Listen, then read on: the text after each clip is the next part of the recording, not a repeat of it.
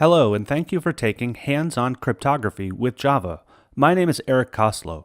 To introduce myself, I was the Principal Product Manager for Java 8 in Oracle, helping ship the JRE, and I have a significant background in the context of software security, program analysis, consulting, and within Oracle, one of the things that I worked on with Java 8 was specifically the Java Root Certificate program that is directly related with cryptography.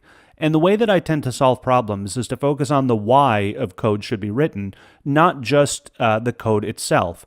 So what is the use case, who wants this, and why are we solving it in the first place?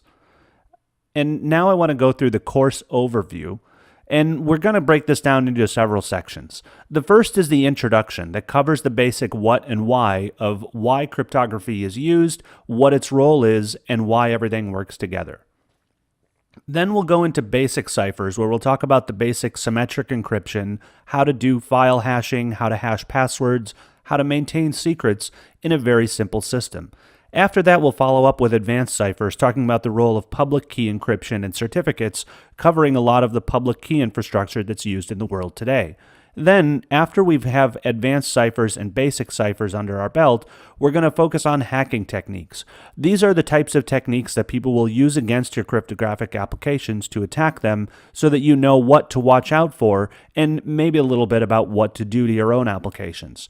After that, we're going to put it all together in more comprehensive examples and take a look at how to analyze systems using a couple tools. Prerequisites for this are you need a familiarity with Java programming, and that's specifically Java 8 and above, and also use of the Apache Maven build tool. The main thing to focus on after that is just an opportunity to apply the knowledge because it helps if you have a legitimate problem that you're solving already.